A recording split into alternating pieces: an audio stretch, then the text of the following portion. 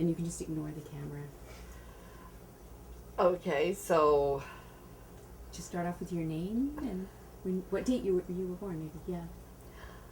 okay, my name is Patty Gazzola. I was born Patty Abbott and then became Patty Servant and ended up Patty Gazzola. I was born in Fort Macleod, Alberta on July 3rd, 1947. But I was raised most of my life in Lethbridge, southern Alberta, and I went to school there. I married young at 17, and I had my first son at 18, and my second one at 20, and my first divorce at 21. During that stressful time, like, I suffered through depression and seeing psychiatrists and psychotropic drugs, none of which I found particularly helpful. And when I finally got things happening back together, I went back and picked up my grade 12 and went to the University of Lethbridge for a bit. And then I picked up my kids and moved out here to Vancouver.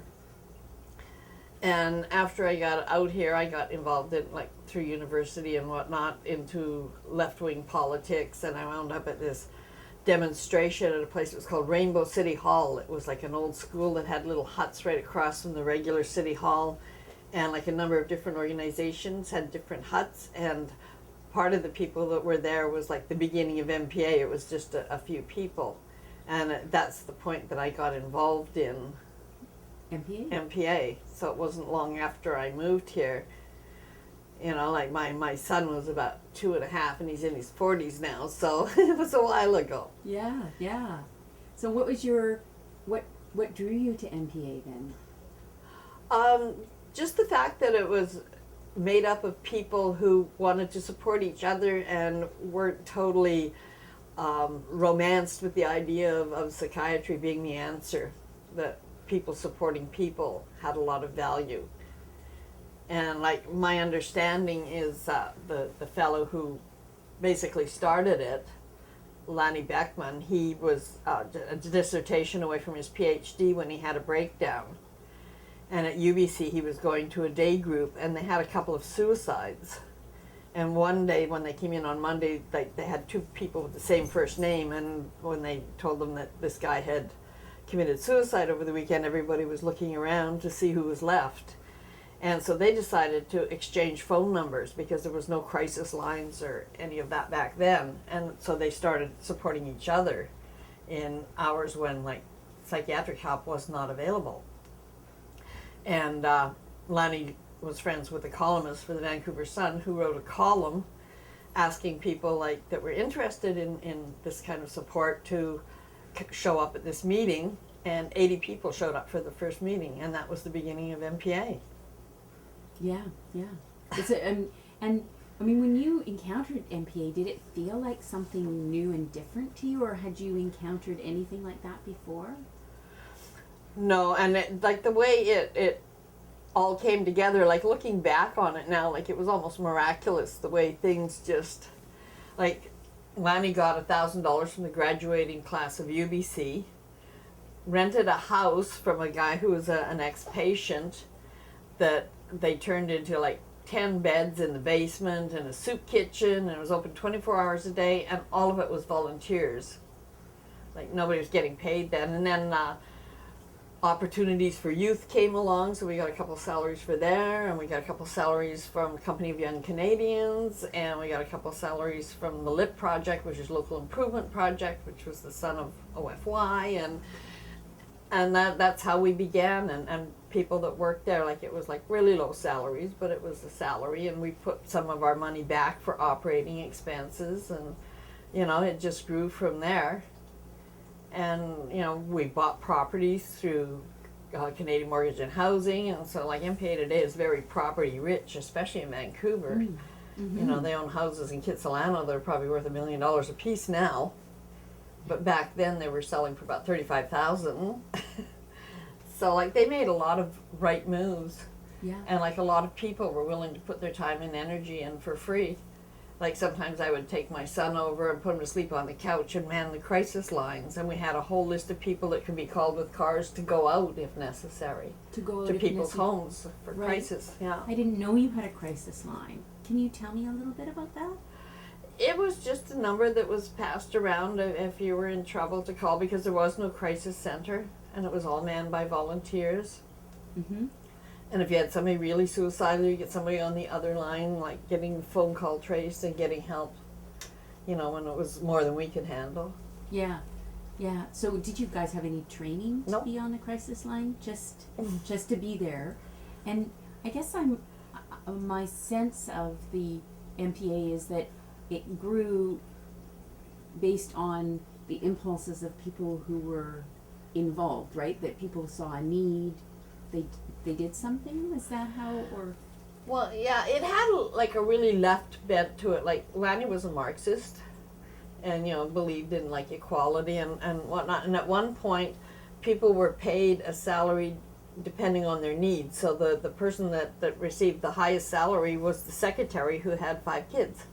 oh, cool. Yeah, so like it was really different in that sense too. Like So when was that?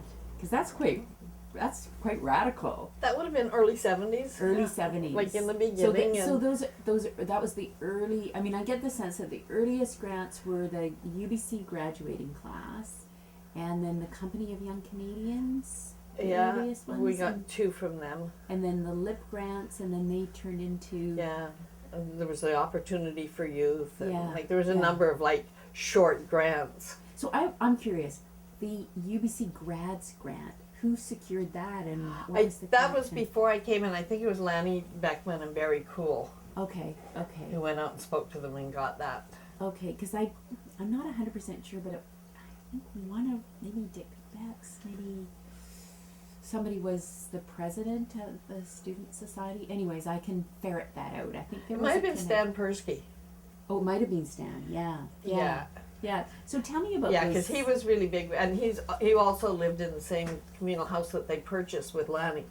Ah, so tell me about those guys then. Like pretty powerhouse set of activist intellectuals. Yeah, they were very, very smart people. You know, and they had a house that they purchased like right down by the beach, and there was like 4 or 5 of them that all lived there, and they ran like Red Star Press in the basement, and Stan's written like several books like all on politics. Right, right. And is Red Star, is that like black, did it become another name of another, did it stay Red Star or did it become black? I'm not sure. Okay. Yeah. So, sorry, was that the house that MPA purchased or did Stan No, and no, Lanny- they already had. they already had were that living in that house by the that- beach. yeah.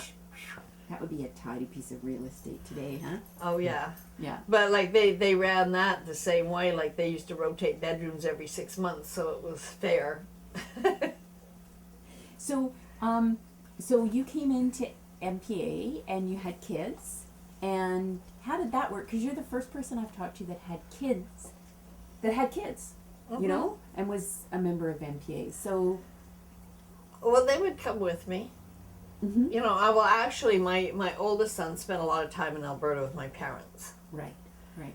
You know, partly because he was diaper trained and the other one wasn't. But, you know, like my parents were, like I was the only child, and they had a big house, and my oldest son seemed to do better in that environment than this environment. But my youngest son was like more comfortable in like the looser structure Right, right, of a single mom. right, right. And in that era and everything. So but he could go to the MPA and hang out and with you. Yeah. That's an informal, like when you were working or volunteering. Yeah. It's an interesting kind of informal way of being with kids, because the kids aren't allowed into the MPA drop-in now. Well, when we built the first drop-in, like we bought 2 apartment buildings, and we totally renovated the main floor, and there was a kid's room in there, like with a TV, and it was all painted in blocks of bright colors. And So tell me what it was like at the MPA. You know so that you were involved when there was the first drop-in, and then you were involved with the second drop-in. Can you describe those, where they were and what they were like? well, the first one was owned by an ex-patient, and it was in a good location because it was just off Broadway in Kitsilano, and like across, out back was a liquor store on Broadway, and like across the alley was that house, and then there was like a parking lot for a restaurant across the street and a church across the other way, so like we were kind of insulated from like upsetting the neighborhood. Yes, you were farther from residential accommodation. Yeah, like the house next door was residential, but the woman who lived there was a nurse and supportive, and you know, so because you know, all that was done like totally without licensing or anything. We just did it. Like we didn't know any better for one thing, but you know, we just went ahead and did it. It wasn't for years that we finally had to get the proper paperwork and everything happening, and we were there for quite a while, and then we moved into a place that was also in Kitsilano. Was like a 3-story house that we rented with a yard, and we didn't have a housing component then.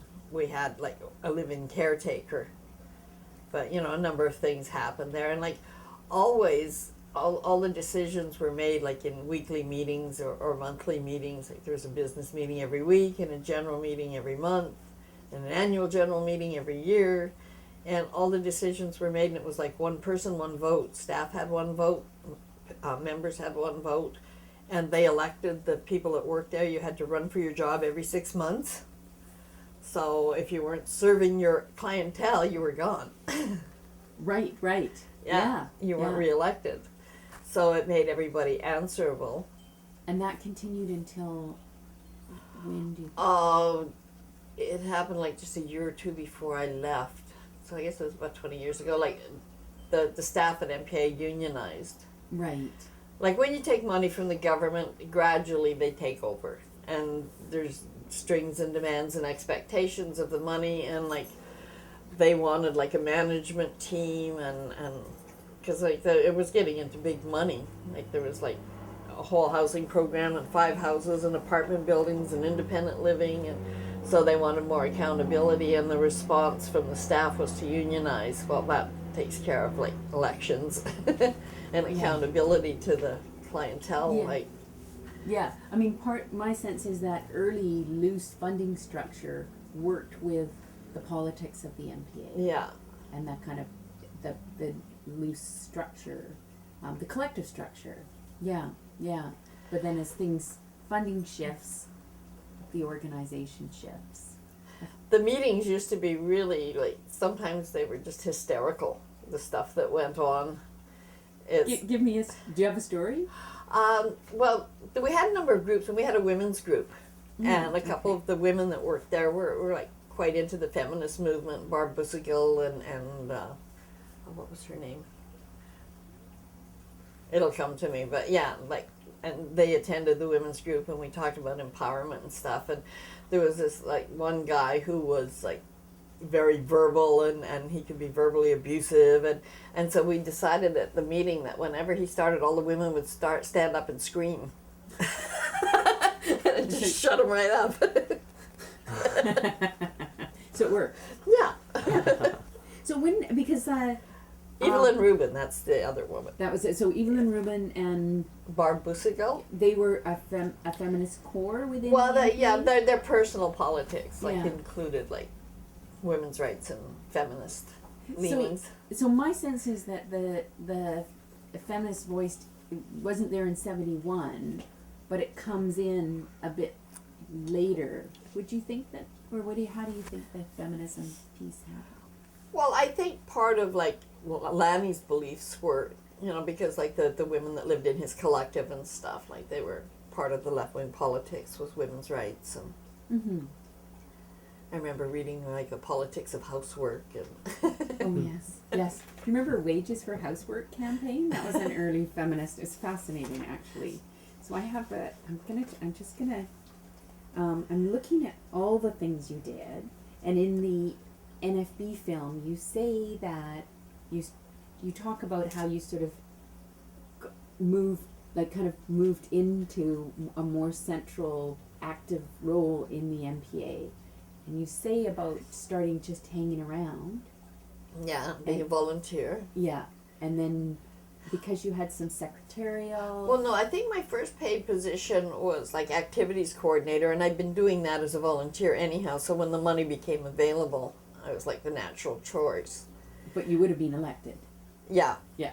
Yeah. And like we had an old van, and we used to do trips, and like when we got the farm, we do like trips out to the farm once a week, and like scare up free tickets to events and that sort of thing. Well, tell me about the van, because that's kind of fun, I think. Oh, well, we just had like old beat up vehicles that we'd purchase, And what kind of outings would you do? Well, there was like City Lights, which is like old time movies like Charlie Chaplin and stuff that was really cheap, and it was down in Chinatown, and everybody would sit on the floor, and it was like the old reel to reel. Right. So we'd go to that, and then there was a theater down there called City Nights, and they used to give us free tickets. So we'd jump in the van and go down, and we got more skilled, like the playhouse and whatnot. Like when they had like an opera or a ballet, that didn't sell out, they would paper the audience, so we got on a list, and like they would phone us with not much notice, saying like we had 20 tickets to the Bolshoi Ballet or whatever, and then we just get people in the van, and away we'd go and do it. So those were all, you sort of over time you built up contacts and got to know the system. Did you go camping? Not much, no. No, okay. They did one year, and like there was a cougar that killed a deer outside somebody's tent, and they could hear the bones crunching in the night. Oh well, cougars are. Yeah. That's why we have a place on Hornby. No cougars. No cougars, no. Okay. So tell me about the farm then.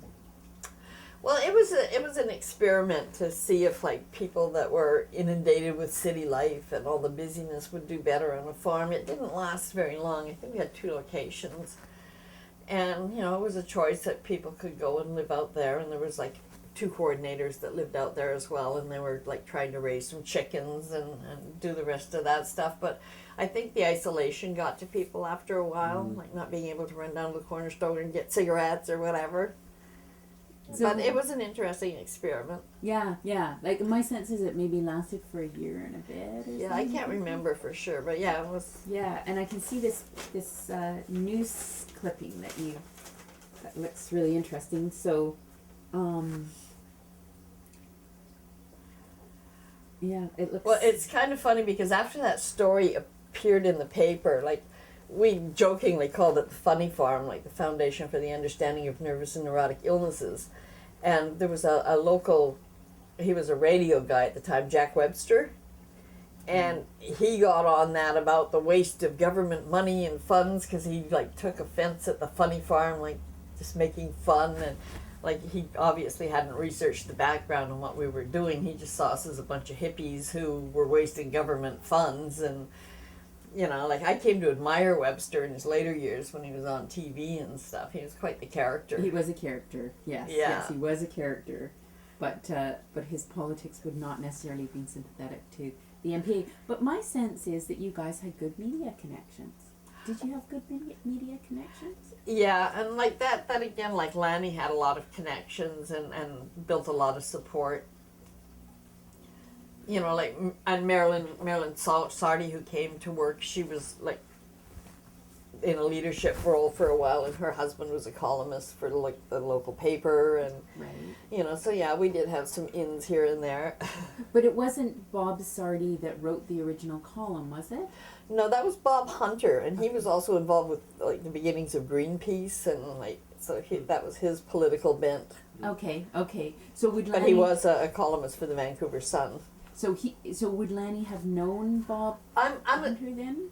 I'm assuming so. Yeah. Yeah. Because it fascinates me. Like if you go to the CBC archives, which you should do sometime, they have a gorgeous 20-minute documentary that was about the MPA that was filmed sometime around the time of the farm, because there's footage of one of the farms anyways, and and that's not the only piece about the MPA at CBC, and then there's the NFB film. So somebody, like either MPA was just well known or somebody had connections, is what I think. Well, yeah, we had a number of interviews. Like I was interviewed by Adrienne Clarkson on Take 30. Really? And Man Alive from Toronto did an interview with us. So we had, yeah. like as we grew, we generated more interest. Like this ragtag bunch of people, and look at what they're doing, right? Yeah, yeah, because you guys were at the forefront. Yeah. Well, yeah, and we were asked to speak to like the nurses class at UBC or the social worker class. Like we were asked to come and do like a lot of public education on this whole idea of participatory democracy and self-help.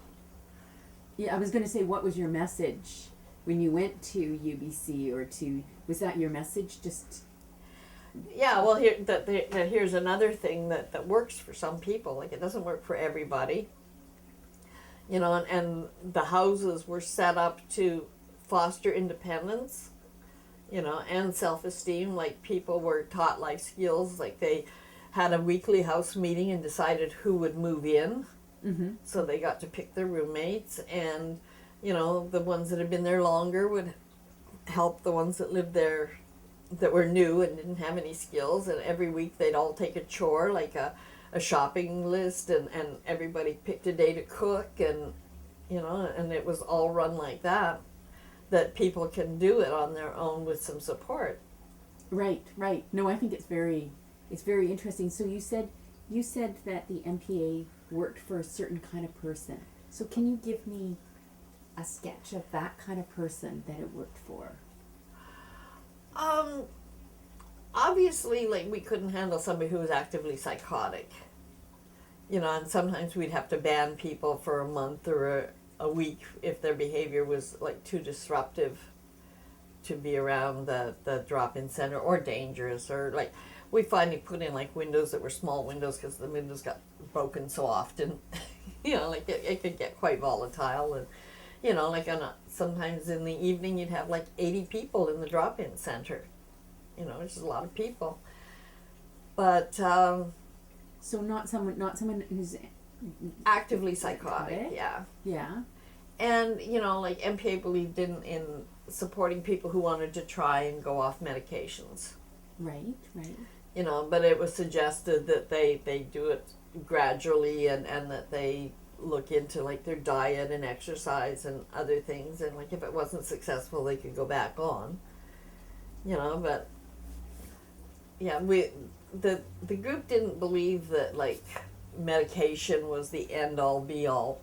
You know, that there were some people that it worked for, and like it's not up to us to say which ones. Like people have a right to plot their own destiny, and you know, we subscribe to people like Thomas Zaz, who was like a psychiatrist that was like an anti-psychiatrist who believed in people taking responsibility for their actions. And then we had another fellow come that ran a dream workshop that worked with who was it, Artie Lang in England, and the process there of believing that medication stopped people from going through the process and coming out the other side. And you know, so we like experimented with letting people plot their own destiny, basically.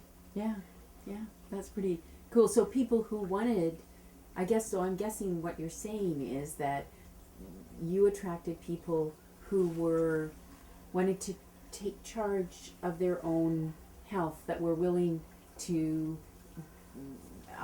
that were maybe attracted to the anti-psychiatry bend of MPA. Yeah. They're not rigorous, but we're also willing to kind of take personal responsibility for their own health. Exactly. So it fits really quite well into kind of the alternative medicine and counterculture more generally ideas.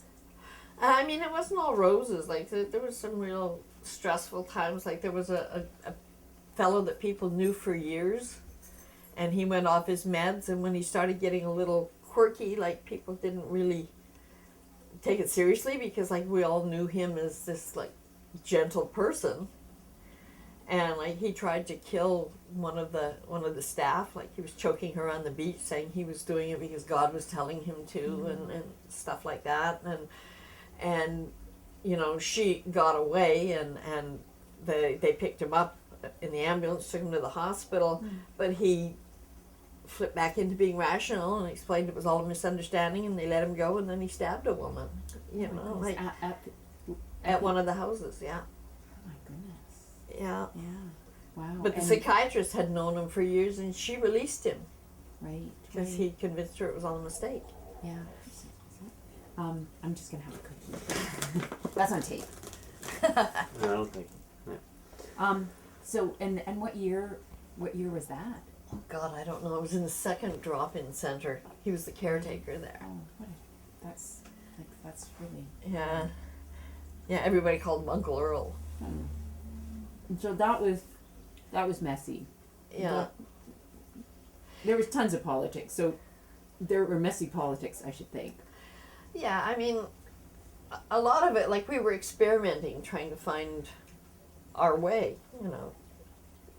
But in the second drop-in, like we didn't have any locks on the bathrooms because we'd have suicide attempts, people slashing in the bathrooms, and you know, so it wasn't like all roses. It was like struggling to find a way. Yeah, yeah, and that's that. Yeah, no, that's actually quite a. I think that's a. They still don't have locks on the bathrooms, as I discovered when I went to the bathroom at the MPA. I think what you're talking about is an organization that's evolving. Did the MPA during your time become more bureaucratic? Oh, definitely. Yeah. Especially like I was there when they unionized, and Mhm. that was like a year of negotiations, and like it took a lot of time and energy and money to get the first collective agreement happening. Mhm. Like $400 an hour lawyers, and Wow, that's a long way from Yeah. the Rainbow Village, huh? exactly. I'm looking at other things that you were involved with that you may not even remember.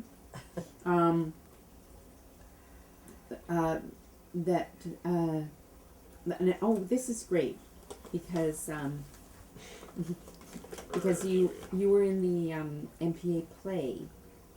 I'm guessing maybe in 73, 74, you guys did One Flew Over a Cuckoo's Nest. Yeah, long before the movie came out. You kidding? No. Wow. Oh, of course, yes, that was before the movie came out. That grew out of like a bunch of us sitting around in a beer parlor one night, and then we were talking, and we decided, oh, we should do a play, and somebody had read the book, and so we decided to go ahead and do it. And like they were having a convention, I think it was over at Seashelt. A convention on. Yeah, just to get away for a weekend, and we you did guys, workshops okay. and whatnot, and I think it was at like a summer camp, but it was off season, so we got it cheap, and we transported people over there, and that's where we put on One Flew Over a Cuckoo's Nest, and I played Nurse Ratched. It's a demanding Cool. role.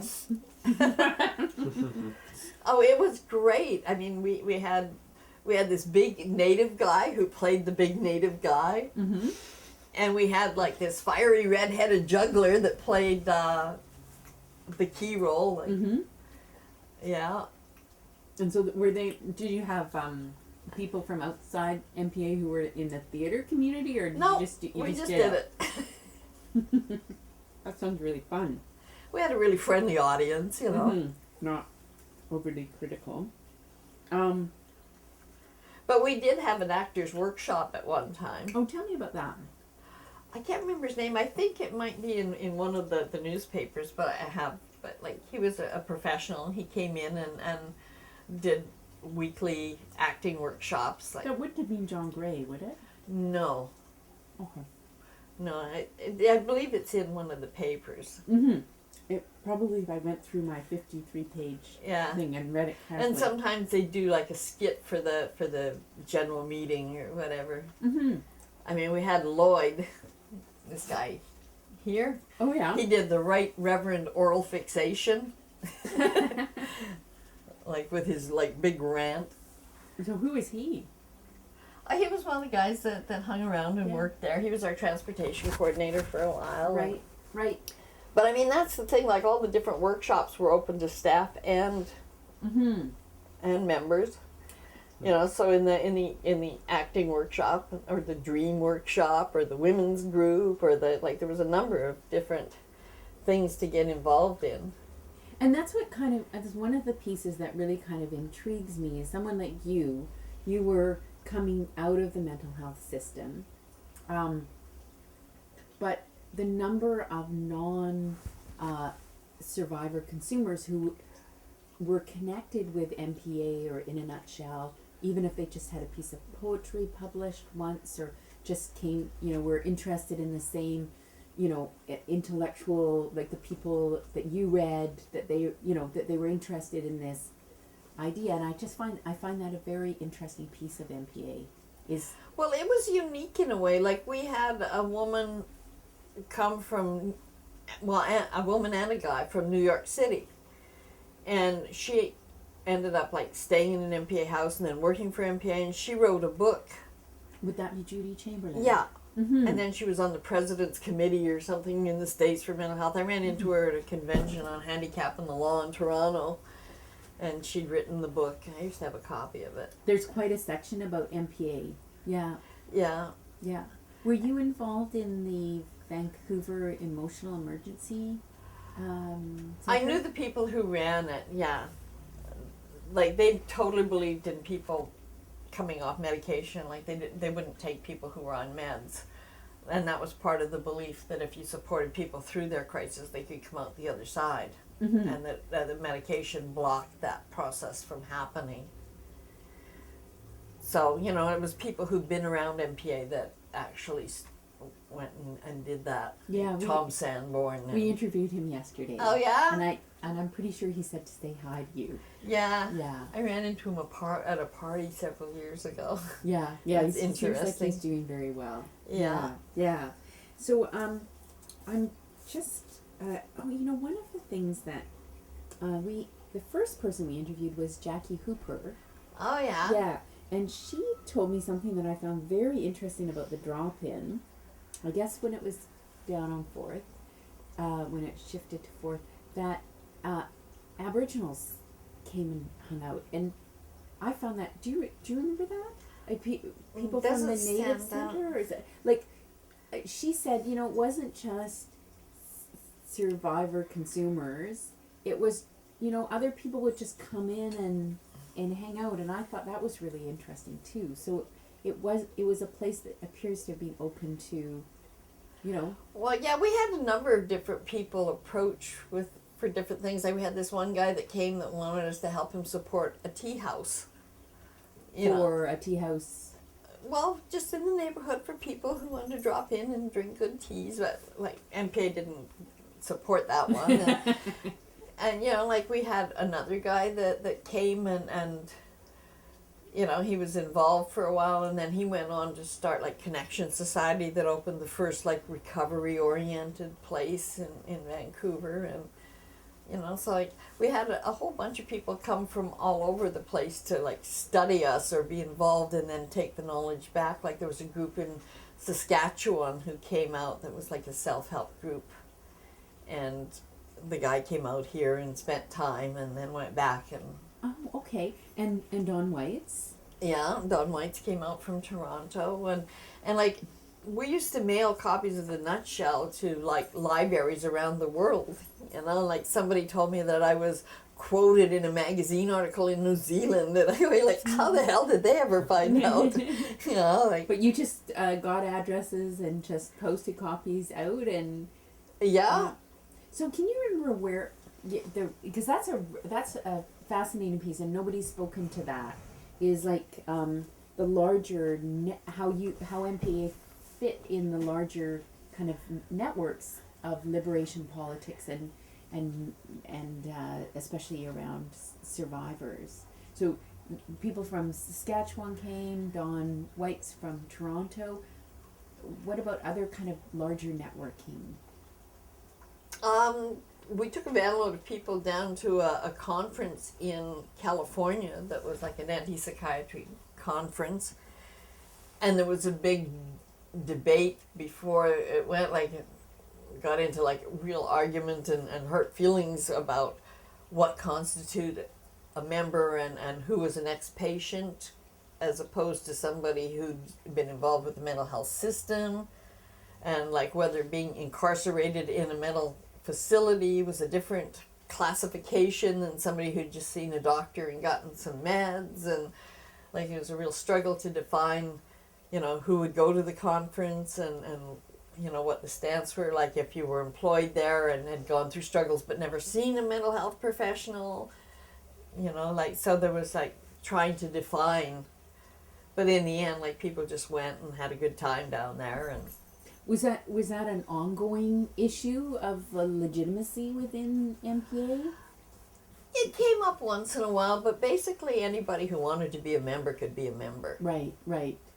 So there wasn't like a lot of tension between gradations, I guess, of legitimacy. Yeah. Yeah. And like there was different times, like there was a while there because we had a pool table and some of the neighborhood kids would drop in, and like there was a big discussion on whether or not kids should be allowed, you know, that weren't with a parent or whatever. And like how so neighborhood kids, like teenagers, like Willie's age, or no, younger, yeah, probably like 14-year-olds. And That's really fascinating, because I don't know that they would go into an organization like that now. You know? yeah. I'm thinking, I mean, you know. Well, like we didn't have any big signs out front or anything. It was like just looked like this social club. There was a pool table, there was a piano, there was people doing stuff, there was board games, there was a woodwork shop.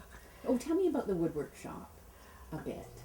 Well, there was a guy that worked in Len Lorimer. I think he moved to Toronto years ago, but Oh, really? he was really knowledgeable, and he'd come up with like all these unique designs for furniture and whatnot.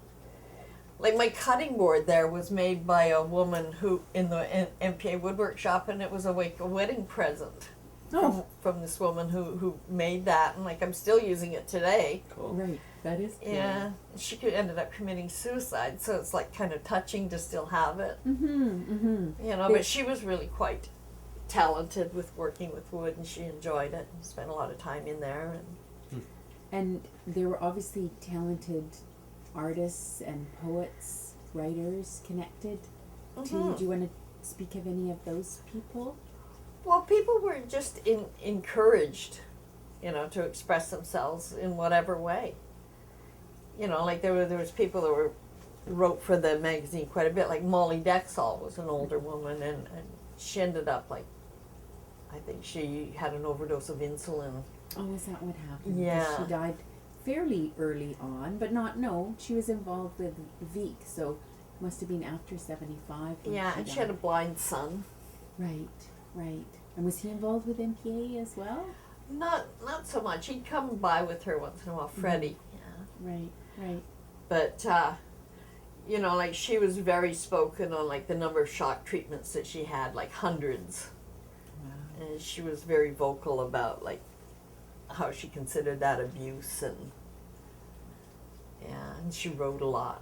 Yes. So there's a lot of stuff in the nutshell, and I think in Madness Unmasked as well. And then There was also a woman, I can't remember her name, who did really fantastic woodcuts. Oh, I was just gonna. Yeah, Kathy Frank. Yeah, no, Kathy or Ellen? Just wait a minute. You know what? They're Just like give me a sec. Here she is, Kathy Frank. yeah, That's the woman you're thinking of. yeah, Yeah. she was amazing. She did a lot of stuff. Yeah. No, her stuff is very and Bonnie did a lot of stuff as well. Like a lot of her illustrations. Which and Bonnie? Bonnie Beck woman. Oh Yeah. yeah, she's got a store down here. Yes, that's what. Yeah, Yeah. I actually spoke to her at one point. that's So- Lanny's sister. Lanny's sister. He's Beckman. She's Yes. Beck woman. Yeah, I know. I love that. And some of her stuff is signed Beck person too. Yeah. Can you tell me about Kathy Frank? Because I mean, I think she was a remarkably talented artist. If you remember, Never got to know her well. She was very quiet. She kept to herself a lot. Right. She just, Yeah. I just really appreciated her artwork because Yeah. we've been trawling through In a Nutshell for the past year, and her stuff really stands out. You know, and Bonnie's too. You know, but okay, I'm just checking my notes here because I always just make. Oh yeah, what about your friends? Did you make important friendships at MPA? Yeah, and that's another thing that's unique. Like now, like the professionalism, like you don't hang out with your clients and stuff, but like people that worked there and people that were members there, like there wasn't like a big distinction or barrier. you know, like there was romances between staff and clients that happened, and friendships, and, you know, so when you lost somebody, it wasn't just like losing a client, it was losing a really good friend. Like Kathy Batten was a woman that I was quite close to, Yes. you know, and she was like an incredible woman and talented, and She did a lot. She was very active. Yeah. Yeah. and, you know, she'd been in a fire at one point, like part of her face was like shiny and disfigured in her neck from the fire, and she was living in NPA independent housing at that point. And I can remember it was like Christmas Eve. I was getting ready to leave the office, and I got a call that the house was on fire, and Kathy was burned over 80% of her body. Oh my goodness. And I spent like Christmas Eve on the phone until she finally passed away. And it was like I had one hat on because at that time I was the housing coordinator and I had to deal with the fire department and the investigation. But on the other hand, like I'd lost a good friend. What year was that? Oh God, I can't remember. It was when we were in the third drop-in, the one that was on 6th and U that we redesigned. Yeah. So what sort of, because this is she was special for you as a moment to say something about her work, like what did she do, and I couldn't look up here, but what did she bring to MPA? Well, she was, you know, always there. She was very involved, and she volunteered, and she was in, you know, she went to various workshops, and, you know, I used to go over to her house, and like she had people from all over the world that she corresponded with, and you know, she'd been to UBC, and she'd taken theology, and so she like had a big struggle with her spirituality between like believing and not believing, and was all she the different religions. a former patient? Oh yeah, yeah. Yeah. No, wow, she sounds like a. What's your educational background? What did you take at the University of Lethbridge? Just general, like I took art and history, and Right. and it was a fun time back then because like it was the same kind of format. Like I had professors that were friends that we'd go out and party together. Like that doesn't happen now. No. And the president of the university was really supportive of like left-wing politics. Like we'd read in the underground newspapers from the universities that students were demanding these rights and having a demonstration, and we demand rights, and you go, yeah, okay. There go all the fire, right? I'll be much smarter. How are we doing for take time, Lily? We have 20 minutes. Ah, lovely. I'm just gonna keep trawling through. So I've got here that you were on the planning committee for the construction of the MPA apartment. Mm-hmm. Do you want to? That looks to me like that was maybe more 81. Yeah, we wanted like a second stage housing where, oh, there's my son and his, Hi. the other dog here. Hey, Doug. Yeah, that, where's that newspaper clipping? There's this newspaper Here. clipping. That's the one on the See, front. that's me, and that's the little guy that just walked in the Oh door. my God! You've grown. Okay, Yeah. that's a great photo. I would love to have the original of that one, but just can't. Well, you might be able to get it through the sun. Might, yeah. Ken Oaks. Worth trying to check it out. Because I mean, it's just a nice, really nice image. Yeah. So tell me about, because by 1981 things must have been more bureaucratic. You must have been that like things would have shifted. So tell me about do you have recollections of that process of planning the? Well, it was interesting because it's something we never had done before, and we were working with an architect, and like we had a fellow there who done a lot of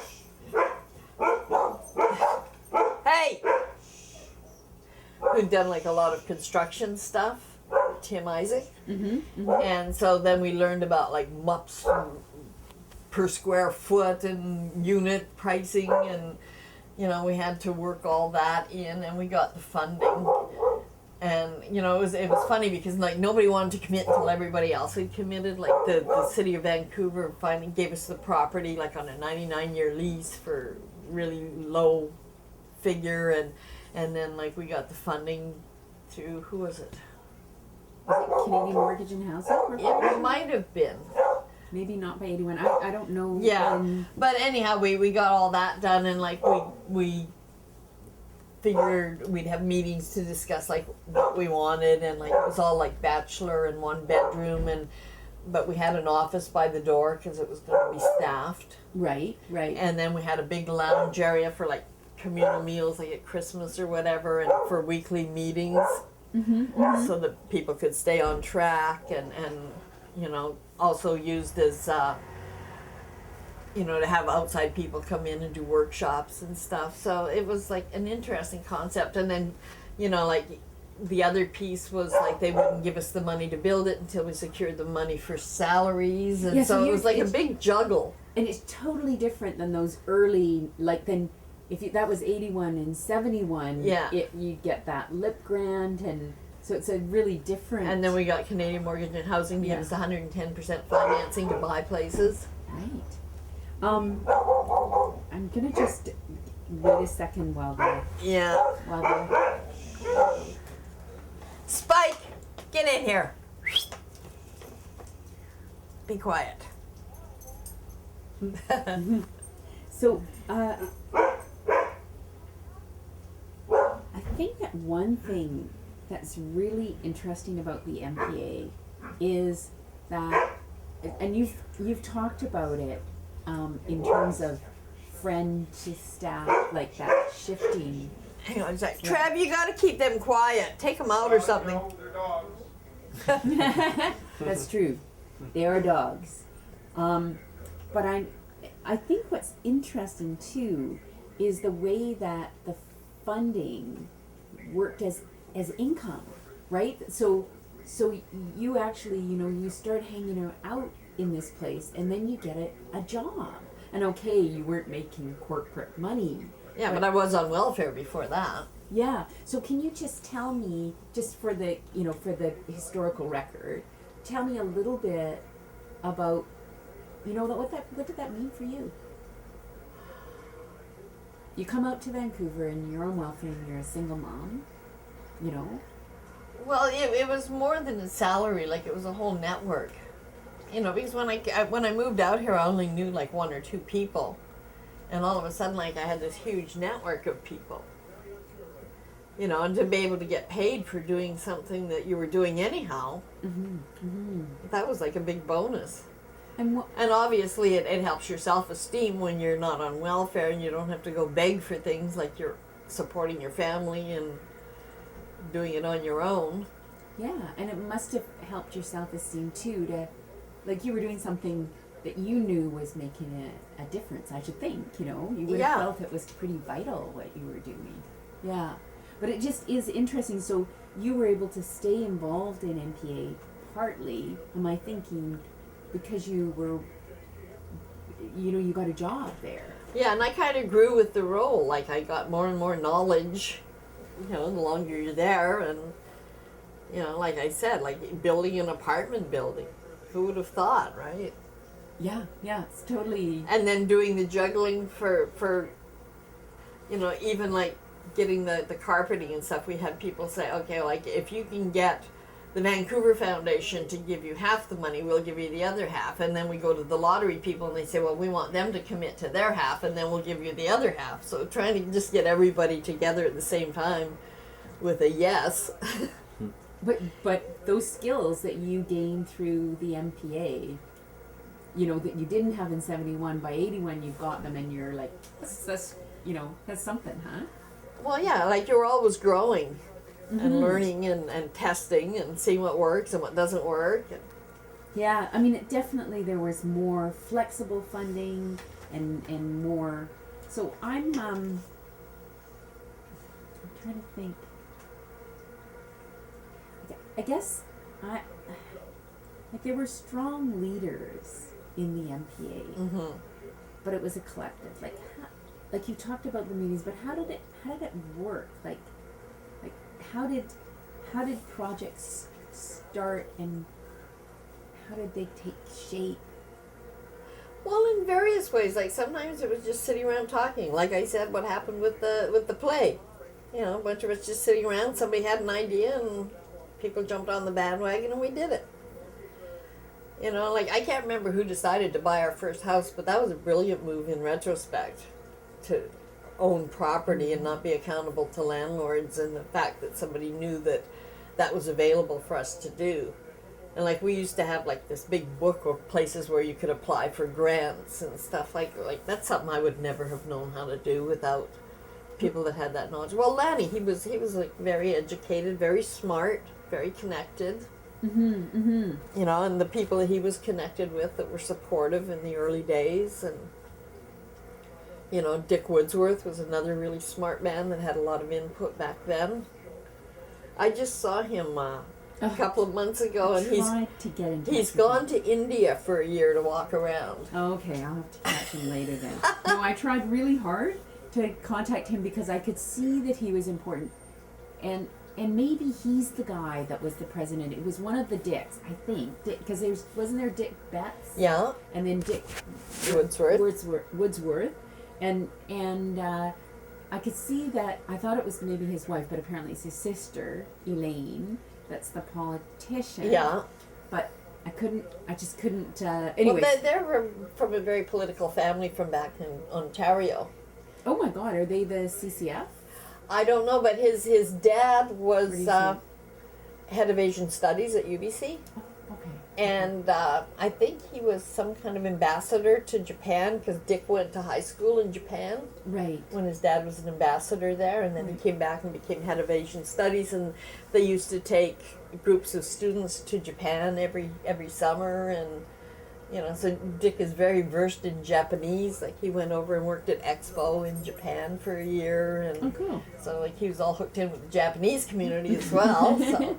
So I mean, yeah, the networks, and what's interesting for me is the UBC networks. Like there seems like you'd think ideologically that MPA would have been connected more with SFU because of the radical politics, but it was more of a UBC. Yeah, well, Lanny and Stan were both really connected with UBC. Yeah. And was it like how? Like, Stan was a well-known name back in the day. Oh yeah, well in my day, and how MPA takes shape, like its genesis, as you were, is in Kits, right? Mm-hmm. And not the downtown east side. So what was Kits about MPA? In the 70s, Kits was like a large part of the early marijuana kind of movement. Like 7th Avenue used to be called Chemical Row because that was where all the LSD happened, and so there was that kind of tie-in as well. Like there was a lot of like head shops and clubs along 4th Avenue, and 4th and U, you couldn't go by without people like pot. So it was a big like hippie area at the time. Right. So it was kind of Vancouver's version of Hyde-Ashbury. Yeah. So was the MPA kind of a hippie organization then? I would say, yeah. Yeah, we had a number of people with long hair and but radicals. But it was also a real left organization. Yeah. So there's those two pieces that don't always totally coincide, right? Yeah, but in the 70s they seemed to a lot, like the universities were all like radicalized, and like there was big movements happening for, personal independence, and the time just seemed to be right as well. Right. Yeah, because I think that's like that the MPA does. You're right. It combines a piece of the left, like the notion of participatory democracy, that kind of leftist piece, as I understand it, and then that personal growth piece is more of more a sort of counterculture bit, right? And then they maybe come together. Anyways, it's a fascinating. It's like maybe MPA could only have happened in the early 70s. Huh? Yeah, I can't see something like that happening now. Like even to get funding as nonprofits, they've got hubs where you're in like one particular area, and it's like the people that have been around for a long time get the lion's share of the funding these days, and yeah, it's totally different, and it's all about professionalism. Like, you know, you wouldn't think of meeting a client outside of work. You know, that would be totally unprofessional and stuff. But then, like, everybody was treated equal. You know, your recollections of the University of Lethbridge, for me, really, it was different there, right? Then there was actually a conscious move to break down hierarchies of power. So MPA consciously set out to. Yeah, I remember going to Writing on Stone Park with my psychology professor. Right. I'm looking at my. What have we not talked about that you think we should talk about? Oh, I don't know. We've covered a lot of it. Were you guys involved with Greenpeace? Not officially terribly, but obviously their politics seem to coincide with Okay, so MPA's. there weren't people that were. I don't recognize any MPA names as Greenpeace names. Yeah.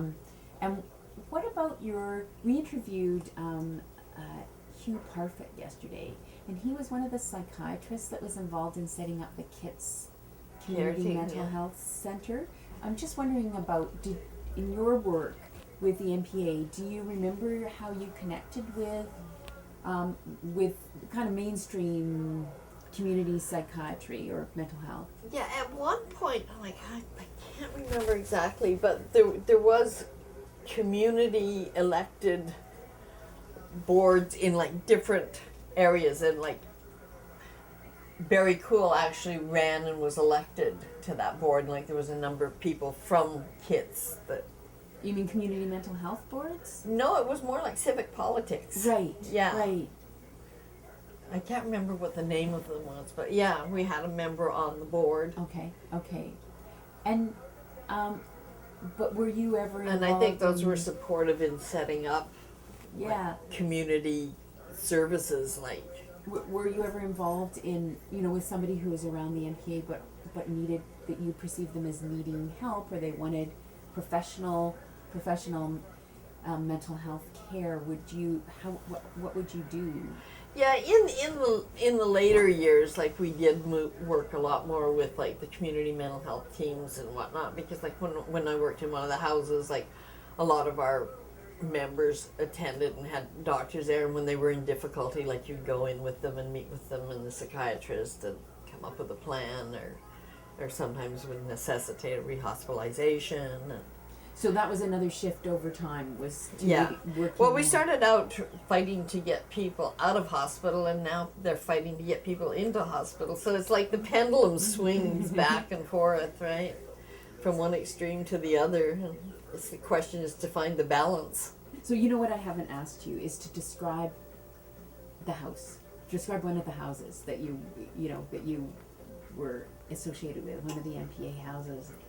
Well, a lot of the houses, like the residences and the drop-ins, were like the old 3-4 story houses that have a big living room, dining room, kitchen, and then a number of bedrooms. And like in the drop-in, the bedrooms would be meeting rooms, and like Tom Sanborn used to run like a Gestalty kind of group every week for like over a year, and like one of the rooms that night would be focused on that, but other stuff would happen in the other areas, and like we'd all cram into the living room, dining room for like a business meeting, and you have all these people sitting on arms of chairs and on the floor, and so it was neat when we finally got the apartment building and could actually design a space that was open enough to have like large meetings with everybody having seats more or less, but there were still always people on the floor because it was very crowded, or it could be, especially election night. Yeah. People would come out to vote. So in terms of the 2 minutes, but 2 minutes. if it's 2 minutes, then Yeah, I'll just put a we've new got tape. more Yeah. tape. But so the houses, how long do people live in the houses? As long as they needed to. Like the apartments, there was like a year's limit on. because the idea was to get people independent and moving on, because the rent was subsidized and there was 2 coordinators, and when they moved in they'd set their long-term goals, and then they'd meet with a coordinator every week to plan the goals for that week to make their ultimate goal happen. You know, but the houses, it was like if you needed to live there, you needed to live there, and when you decided to move out, you know, like in a couple of the houses, like the one I worked at just up the street here, and like we had a woman that was older, and she liked baking, and like she just, you know, became the mother of the house, and like she was a sweetheart. Right. And right. she was there for like a few years. She was still there when I left, and at the other house that I worked at, we had another woman we had a woman there that liked to bake, but we also had a woman that was like a wife of a doctor that they split up because of her problems and stuff. So like we used to get a variety of people. Yeah. So we can. In my house, and then they lived in what became an MPA house. Like it was a building, and one of the people that worked there, Dee Dee, she moved into the main floor suite, and then she took over kind of renting, and so whenever a suite came available, either one of the people that worked at MPA or were a member moved in, so it became like a... Yeah, no, it seems like personal connections were absolutely critical. Yeah, that's like the wrecking crew that took apart the drop-in before we had the construction come in, and there's the grand opening one. Were these sent to your parents? Yes. My mom and dad, yeah. 26th Street said. Where was the one that had the... I think it was this one, maybe. Do you, my concern about making copies of these photos is that I don't know how the process of permission works, but I think we should make copies and then worry about the permission thing later. There's the National Film Board with filming of MPA. Yes. So we had a research assistant scan all the in a nutshells last summer to 1983. There's the theater group in action. It's lovely to see the originals. That's great. Really, I'm wondering if maybe... That's Phil Palsman, the guy. I was with him for 2 years, and then he went away to law school and became a lawyer. And then years later, he developed manic depression. Oh, really? Yeah. And he came back and said, I should have married you. Ooh, nobody's ever said that to me. Yeah. Um, There's Len Lorimer in the workshop. Oh, great. It's neat to look at these and sort of with a context, you know? Yeah. She was my best friend, and this little thing here is my goddaughter, and she's just pregnant with her second child now. The goddaughter. Yeah. Nancy. Marsden. Right. Yeah. Oh, there's Stan Persky. Oh, okay. Working on building the new drop-in. I mean, it intrigued me totally that he was involved with this organization. I had no idea. Yeah, he got involved through Lanny, because he Right. lived in Lanny's house and whatnot.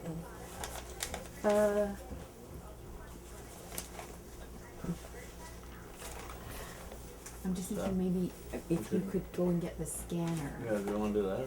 And Yeah, I can just... It's kind of sad, though, looking through here and realizing how many of these people are Oh, gone. The key is just in that little outside pocket. There's me and my boys. That's the one that just came in. Okay. See, I wouldn't necessarily have recognized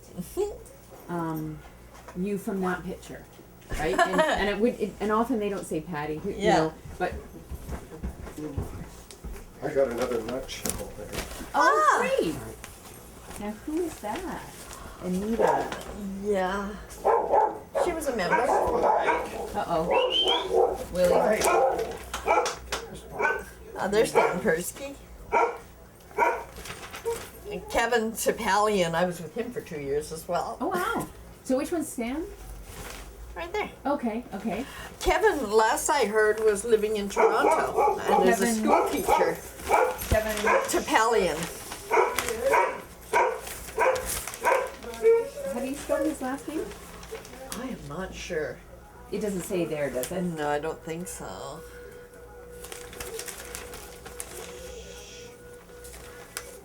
Yeah, he was our research coordinator. He wasn't the research coordinator when there was one guy that was Let's Randy see. Dowling. Yeah? And I just saw a picture of him. Yeah, you did. Right Yeah. there, I think. He was in the film, and I tried to find him, no luck. Yeah, I don't know where he got to. He lived in my house for a while. Yeah. His father was some kind of big labor lawyer in the States.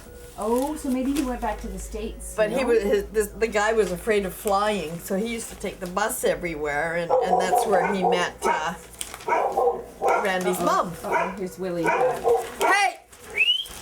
Yeah. Well, I better just make Yeah, sure. you better. Okay. Hey! Hey! Bye! Be nice. Hey, so Megan, I don't actually know where you parked the car. Oh, heck. Sorry about that. Just right across the alley. Like, just, like, So go that way. Okay. yeah, it's just on the right.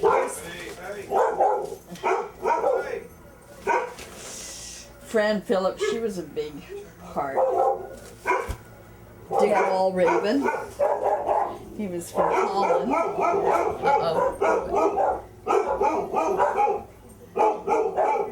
Oh, there's me and Lenny and Nick. And Fran Phillips and Kathy Frank. Oh, really? Yeah. I'd love to have the originals of those pictures, but I think they're lost to time. Sadly. Boy, it brings back so many memories.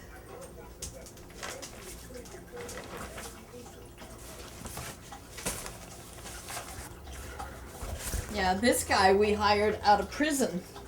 He was like on a work release and then he got out. Like he'd been a heroin addict. Who is he? Oh God, I just had his name in it. Dennis. I can't remember his last name because he was called Dennis the Hat. Right. And he was great. He went on, he took a course in cleaning and he became like a janitor at the schools. But he was a gay man. He died of HIV. Oh, yeah. Yeah. Were there many gay people involved with MPA? Oh, yeah. Yeah. Yeah. It was sort of an open, yeah. Yeah, my friend Arthur from the University of Lethbridge was like the office coordinator, which was like equivalent to manager or whatever now. And what was his last name? Giovanazzo. And where is he? Last I heard, he was cooking in camps. Like he moved up to Whitehorse for 20 years and opened a really successful restaurant up there called the No Oh, Pop. I think Willie's coming back now. Called the No Pop. Hey, it's called the No The Pop. challenges of the job for Willie. It's called the No Pop Sandwich Shop, and Yes. it was quite successful. And he traveled to Europe Yeah. a lot and whatnot. But he got tired of cooking, and he showed up down here like several years ago. And then I think he's just like going out and cooking in logging camps once in a track him while. down. I tried to track him down. Yeah, Charlene might know where he is. Did you ever Oh. get a hold of her? You know, Patty, I maybe. I got in touch with, you know who I talked to was Eve Hamilton. Oh yeah, she's in touch with Char all the time. And what I thought was that there were some gay men that were involved with it. It was more Yeah, of a sort Arthur of was a gay impressionistic, man, yeah. but I couldn't get in touch with any of them. And Stan was a gay man. Right. Okay, I forgot about Stan. Okay. Now it all comes together. So what we're gonna do is we can just keep recording you, and Willie, I'll set up the scanner. Sure. Do we have a place to plug it in though? How big is it? It's quite big. It's not huge, but Well, you know what? I'm gonna do the scanner thing, Willie, Okay. because it's. It was interesting that at one point, like MPA felt like it was getting too big, and people were getting missed because some people were more popular than other people and stuff. So we started little support groups. And there was like employees and members in each group, and you meet once a week. And like Stan was in my group. And like we'd meet and we'd just talk, and like we'd lay around. Like I used to lay there with my head on Stan's belly, and he'd have his head on Barry's belly, and we just like lay there and be talking. Oh, Patty, that's so sad. That's great. Okay, what I gotta do is plug this in. So I'm wondering, There's a is there a plug-in in the bathroom? no, but there is one behind here. Yeah. There's a power bar that you can unplug all this stuff. Or there's a hole on the top there. Yeah. Yeah, let's do that. Okay, there you go.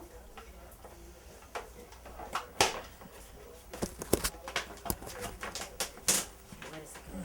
Okay, I need to get my hair on this. One of these. Okay, I got it. Oh, that's Barbusigal. Oh, and tell me about her. She was one of the feminists then. Yeah, she was also Lenny's girlfriend for a long time, and she moved into the house with him, but they broke up. So there are a number of personal Oh yeah. relationship things. Well, that's what I mean. Like things that wouldn't happen nowadays But that because that of professionalism. But it made sense because you guys were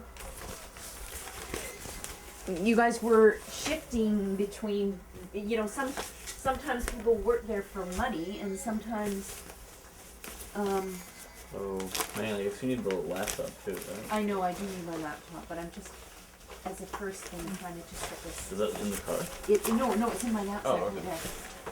And it's fully charged. But I'm just, so you could pull it out if you want Yeah. to.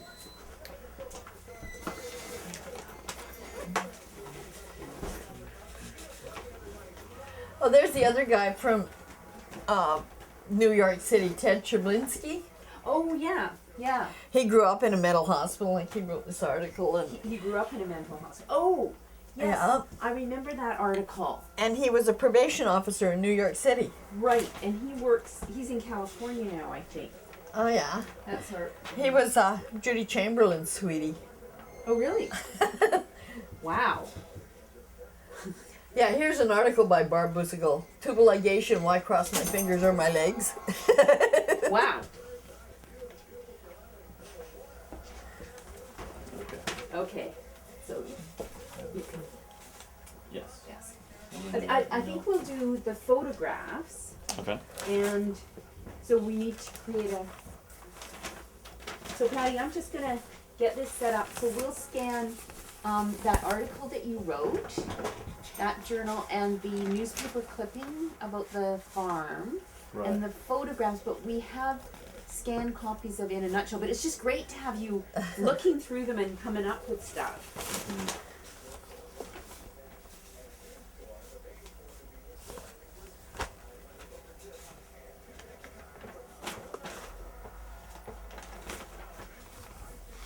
Yeah, Fran Phillips, I heard she passed away. Yes, she did. I don't know when. She had 5 kids. And she was a nurse. I think she had her master's degree in nursing. And she used to tell people that she was hired at MPA in spite of her degrees, not because of it. Well, yes, because would a professional degree almost be a liability? Uh-huh.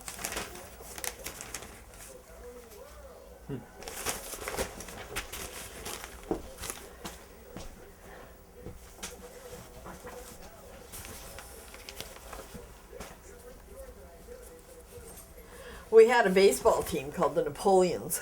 Okay, tell me about the baseball, because that's in the movie.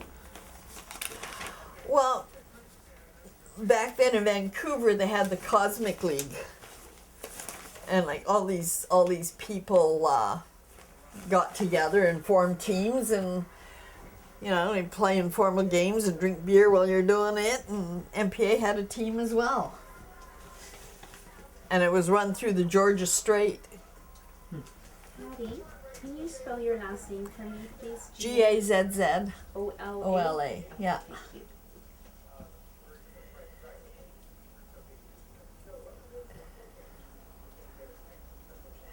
Dennis Blue, he died. Like Arthur showed me like the clipping in the paper in Calgary. He had a family, and I always wondered what happened to him. It's interesting.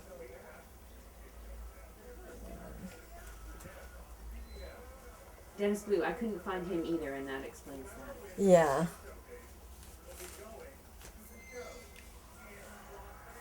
Terry Trimolo and the Outpatient Side Effects Choir.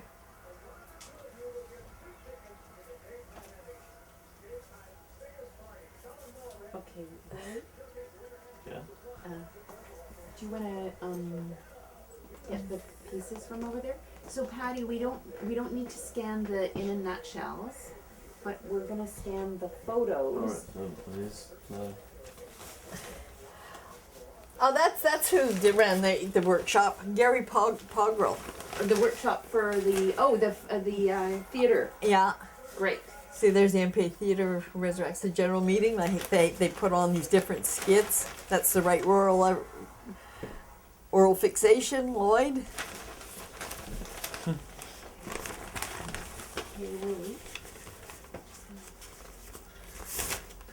Like they did all these skits at the general meeting, and like songs like "Tranks for No Memories."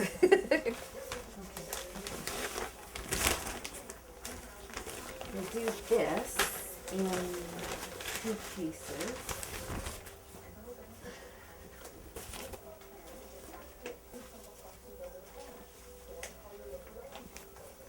You know what, Patty, I'm going to have to get you to sign yet another form for these because these are like personal papers.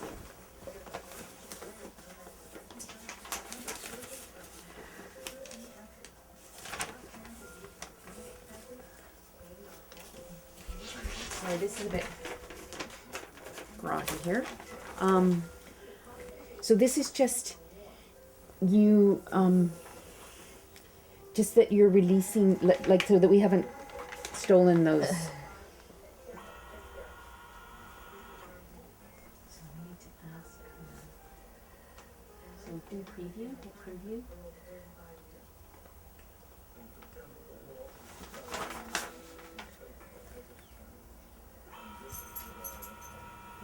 And then hit scan. Oh, I already seen it. Oh, you already, oh, oops. Okay, just close it down. Yeah, okay, so then it's save file. And you do a folder? I do have a folder for her, I just called it. No, sorry, no, you're gonna save it in Oh. Patty. Yeah, So you're so we gonna, can get it. yeah. Oh, well, okay, that's fine, yes, that's how we did it before, yeah. No, So we that could, didn't work. see what I mean? So save it as it's, There we go. okay, so this one's, Funny. Funicom 1.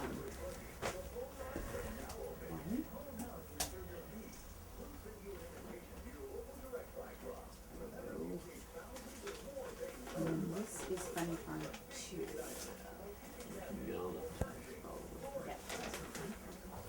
That's ready to scan. Oh, there's Molly Duxall. Yeah, seems like a force. And this was written by Robert Sardi, which is Marilyn's husband, ex-husband. Yeah. We're interviewing him on Hornby.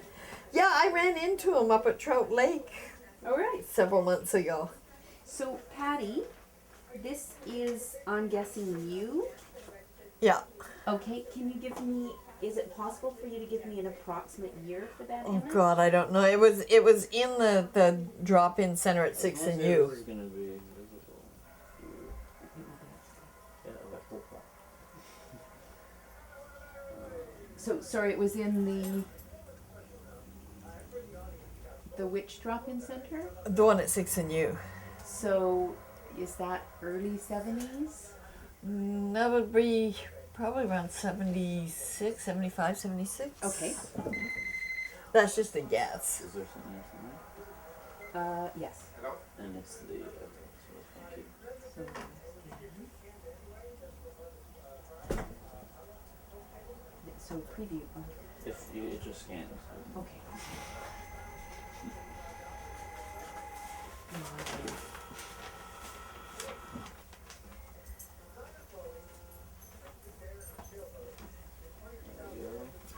Don't bother about rotating.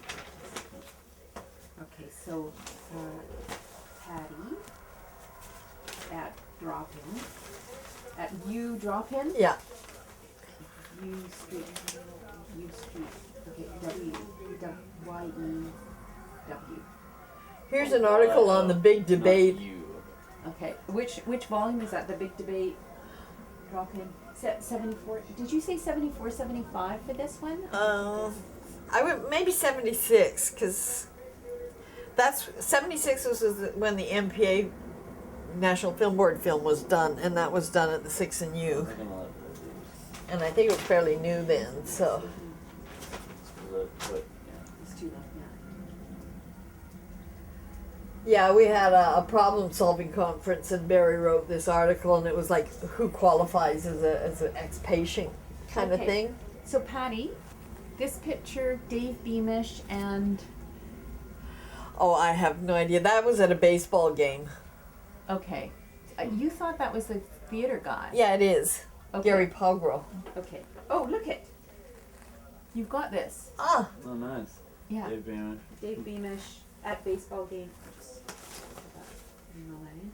Baseball game, just put D Beamish. yeah, and Gary Pogro is the guy who ran the. Okay, fabulous.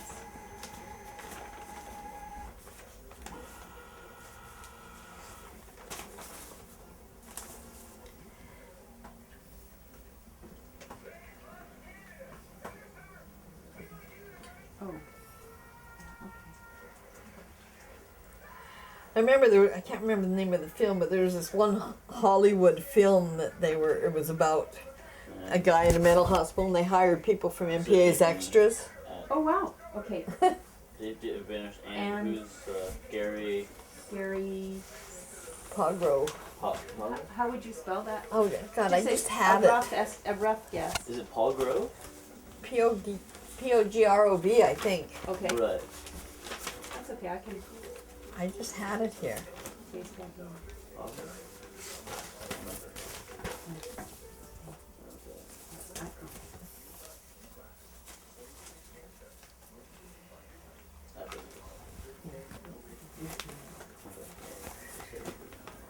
No, it's not gonna fit. It's too much. You know what I mean? Okay, so this one, I've got a new one in there, it's ready to be scanned. Okay.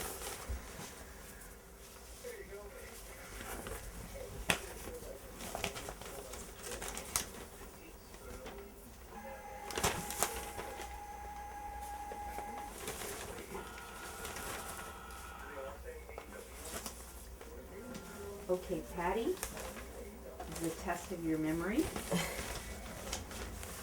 Oh, I have no idea. But that's in the U Street drop-in. Okay, you know what? Don't say that. You can't remember this. I don't think so. Okay, and this person? His name was Doug, that's all I know. Is that one? This person? Barbusigal? Okay.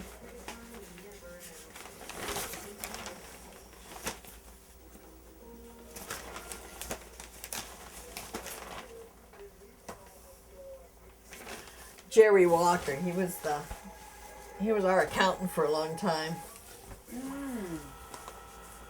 And it was interesting because like he was like an alcoholic, but you know, he could do his job. So this is People were tolerant of that. Barb Busigal. How do you spell that? B. Do you remember how you spell her name?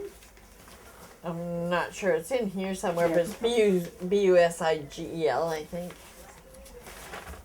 Yeah, that's perfect. Are these are probably all the same period, you know? Yeah. Yeah. I know we had somebody that was like, I used to have a whole raft of them because they were, Do you remember this person? his name was Pierre and he lived at the West 11th house. Okay. And what about this person?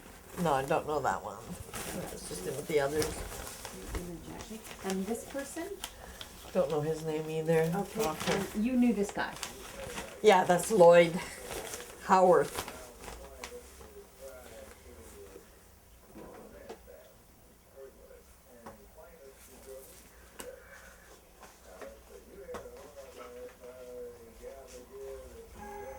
Patty, thanks so much for digging up this stuff.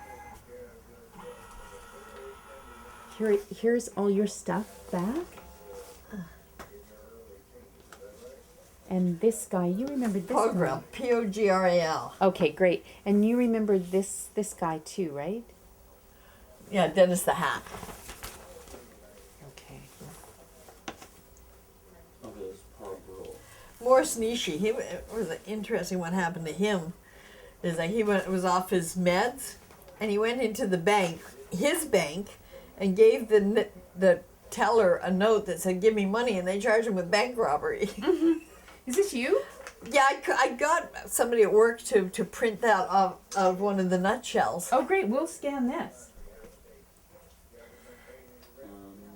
Because I didn't know how to do it, so she did it at the computer at work for me, because I took in the nutshell and said, "Look at this old picture." You know what date that is? Probably around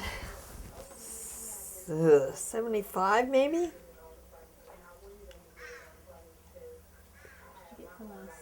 Yeah, so it's Lloyd. Sorry, what's his name? Lloyd. Howarth. Howarth. Okay, thanks.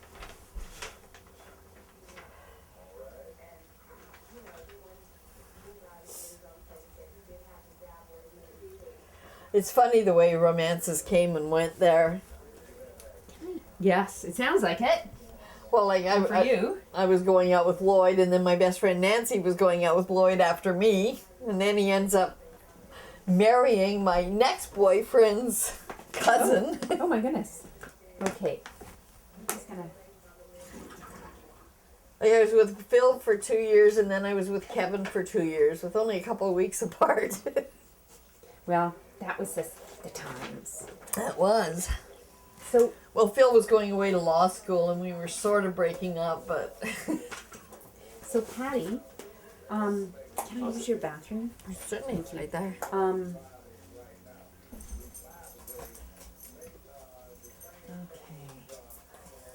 So, this is just been great. Like Yeah, we're not going to be too much longer. No, no, 'cause I want to we're- get some sleep before you go back to We're work. wrapping up here, actually, because Yeah. I haven't have had to much pick up sleep my- over the last couple of days. I have to pick up my daughter. So, are we finished with this, Willie? This is all done? Yeah, I mean, I Great. saved that Okay, last if you want to pack up the Yeah, I camera, will. we've kind of taken over your house, but I appreciate your. If you want to take this Madness Unmasked, because it's just sitting down in my basement. Are you sure? Yeah, I didn't even know if I still had it. But, You don't want it back? Well, it's saying there's a lot of wood cuts I know, in and there. we could get some really nice scans out of that. It's in beautiful. It's in immaculate shape, actually. I mean, I would love it, but I don't want you to give me anything that you don't. That you know, like maybe you want to just. Well, think about once that. every 10 years I pull it out, like. Well, it's up to you. That's what I'm saying. So why don't you ponder it just for a sec while I'm packing up here and.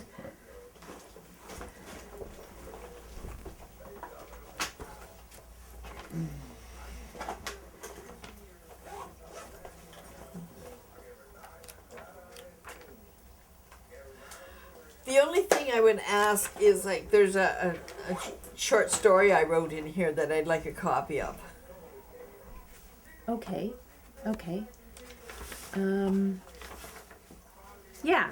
So can I scan that and send it to you? Yeah. Okay, Patty, I'm just gonna. My friend Nancy and I have talked about publishing it as a children's story with her doing the graphics, but we never got around to it. I'm looking to see if I've got a stick on. You know what? Okay, I'll remember that. And you've got my email. Yeah. If you think of anything. Yeah, here, it's a page and a half long. It's The Last Pegasus.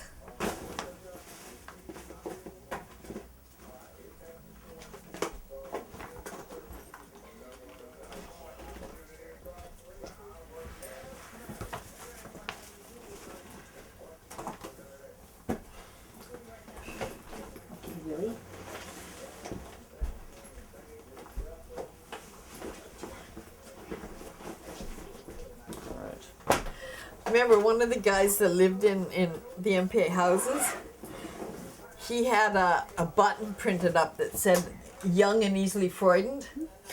Jung. Whoops! This is totally tangled up in your foot. Okay. Okay, and this. Oh, this has been great. Thank you so much. You know, like it was like, there's certain people that I just really wanted to track down, and you were one of them because you were so articulate in the film, right? And such a, you know, one of the main characters. So